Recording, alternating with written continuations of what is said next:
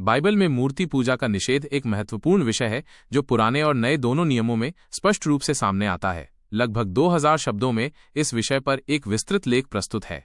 परिचय। बाइबल ईसाई धर्म का पवित्र ग्रंथ एकेश्वरवाद की शिक्षा देता है, ये विश्वास कि केवल एक ही सच्चा ईश्वर है। इस मौलिक सिद्धांत के अनुरूप बाइबल मूर्ति पूजा की कड़ी निंदा करती है, इसे ईश्वर के प्रति अविश्वास और आध्यात्मिक व्यभिचार के रूप में देखती है। मूर्ति पूजा, जिसमें किसी भी बनाई हुई वस्तु की ईश्वर के रूप में उपासना करना शामिल है, बाइबल के अनुसार ईश्वर और मनुष्य के बीच के अनन्य संबंध को तोड़ती है। पुराने नियम में मूर्ति पूजा का निषेध। पुराने नियम में मूर्ति पूजा के विरुद्ध स्पष्ट और बार बार चेतावनी दी गई है। 10 आज्ञाओं में, जो ईश्वर और इस्राएल के लोगों के बीच वाचा का आधार हैं, दूसरी आज्ञा विशेष रूप से मूर्ति बनाने और उनकी पूजा करने से मना करती है। तू अपने लिए कोई मूर्ति खोदकर न बनाना, न किसी की प्रतिमा बनाना जो आकाश में व पृथ्वी पर व पृथ्वी के जल में है। तू उनको दंडवत न करना और न उनकी सेवा करना, क्योंकि मैं तेरा परमेश्वर यहोवा जलन रखने वाला ईश्वर हूँ। मैं बैर रखता हूँ उनसे जो मुझसे बैर रखते हैं, पितरों का पाप उनके बेटों, पोतों और परपोतों तक पहुँचाता हूँ। निर्गमन 20:4-5। यह आज्ञा न केवल मूर्तियों को बनाने से मना करती है, बल्कि उनकी उपासना करने से भी रोकती है। इसका कारण यह है कि ईश्वर जलन रखने वाला ईश्वर है, जिसका अर्थ है कि वो अपनी अद्वितीयता और आराधना में किसी भी प्रकार की साझेदारी को स्वीकार नहीं करता है।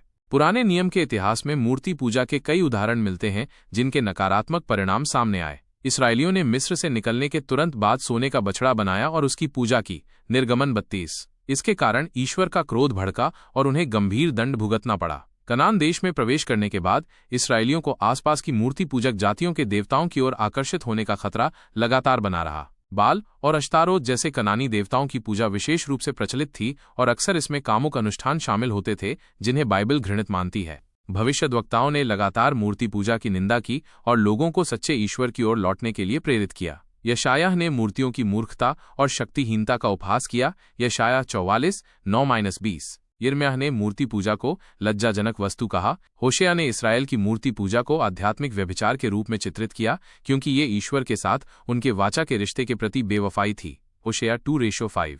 नए नियम में मूर्ति पूजा की आलोचना।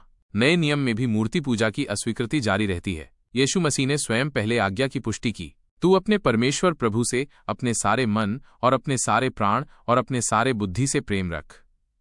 यह आज्ञा ईश्वर के प्रति पूर्ण समर्पण और अनन्य भक्ति की मांग करती है, जो मूर्ति पूजा के साथ असंगत है। प्रेरित पौलुस ने मूर्ति पूजा के विरुद्ध सख्त तर्क दिए। एथेंस में, जहां हर तरफ मूर्तियां थीं, पौलुस का हृदय क्षुब्ध हो गया और उसने लोगों को जीवित ईश्वर की ओर मुड़ने का आग्रह किया, जिसने आकाश और पृथ्वी और उसमें सब कुछ बनाया।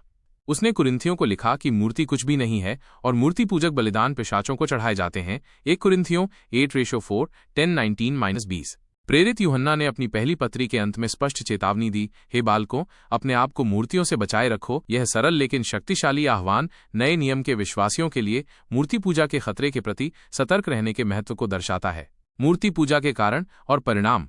बाइबल के अनुसार मूर्ति पूजा के कई कारण हो सकते हैं। कुछ लोग सुरक्षा, समृद्धि या अन्य सांसारिक लाभों की तलाश में मूर्तियों की ओर मुड़ते हैं। कुछ लोग अपने पूर्वजों या सांस्कृतिक परंपराओं का सम्मान करने के लिए ऐसा करते हैं। कुछ लोग ईश्वर की अवधारणा को समझने में कठिनाई महसूस करते हैं और एक दृश्यमान और मूर्त रूप के माध्यम से उससे जुड़ने की कोशिश करते हैं। हालांकि बाइबल सिखाती है कि मूर्ति पूजा के गंभीर आध्यात्मिक परिणाम होते हैं। यह ईश्वर के साथ रिश्ते को तोड़ती है, आध्यात्मिक अंधकार और भ्रम की ओर ले जाती है और अंततः ईश्वर के क्रोध का कारण बनती है। मूर्ति पूजा झूठे देवताओं की उपासना है, जो वास्तव में आध्यात्मिक शक्तियां हैं जो लोगों को सत्य से दूर ले जाती हैं। सच्ची उपासना।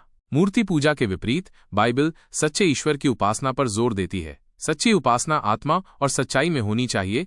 इसका अर्थ है हृदय से ईश्वर की आराधना करना, बाहरी दिखावे या भौतिक वस्तुओं पर भरोसा किए बिना। सच्ची उपासना में ईश्वर के वचन का अध्ययन करना, प्रार्थना करना, आज्ञाओं का पालन करना और दूसरों की सेवा करना शामिल है। निष्कर्ष। बाइबल में मूर्ति पूजा की मनाही स्पष्ट और सुसंगत है। पुराने नियम में 10 आज्ञाओं और भविष्यद्वक्ताओं की शिक्षाओं में इसकी कड़ी निंदा की गई है और नए नियम में यीशु और प्रेरितों ने इस शिक्षा को जारी रखा है। मूर्ति पूजा को ईश्वर के प्रति अविश्वास, आध्यात्मिक व्यभिचार और झूठे देवताओं की उपासना के रूप में देखा जाता है, जिसके गंभीर आध्यात्मिक परिणाम होते हैं। इसके विपरीत बाइबल सच्चे ईश्वर की आत्मा और सच्चाई में उपासना करने का आह्वान करती है, जो हृदय से और पूर्ण समर्पण के साथ की जानी चाहिए। बाइबल के अनुयायियों के लिए मूर्ति पूजा से दूर रहना और एकमात्र सच्चे ईश्वर की आराधना करना एक मौलिक कर्तव्य है। बाइबल का एकेश्वरवादी दृष्टिकोण मूर्ति पूजा को ईश्वर की संप्रभुता और अनन्यता का उल्लंघन मानता है। यह न केवल भौतिक मूर्तियों की पूजा को अस्वीकार करता है, बल्कि उन आंतरिक मूर्तियों को भी चुनौती देता है जो हृदय में ईश्वर का स्थान ले सकती हैं, जैसे धन, शक्ति या स्वयं की अत्यधिक चिंता। पुराने नियम में मूर्ति पूजा को अक्सर वाचा तोड़ने और ईश्वर के प्रति बेवफाई के रूप में चित्रित किया गया है, जिसके कारण निर्वासन और विनाश जैसे गंभीर परिणाम भुगतने पड़े। नए नियम में मसीह के बलिदान ने एक नए प्रकार की उपासना का मार्ग प्रशस्त किया, जो भौतिक प्रतिनिधित्वों पर निर्भर नहीं है, बल्कि आत्मा और सत्य में ईश्वर के साथ सीधा संबंध स्थापित करती है। प्रेरितों ने सिखाया कि सच्चे विश्वासी स्वयं जीवित पत्थर हैं, जो एक आध्यात्मिक मंदिर का निर्माण करते हैं जहां ईश्वर निवास करता है। इस संदर्भ में किसी भौतिक वस्तु की पूजा अनावश्यक और वास्तव में ईश्वर से ध्यान भटकाने वाली मानी जाती है।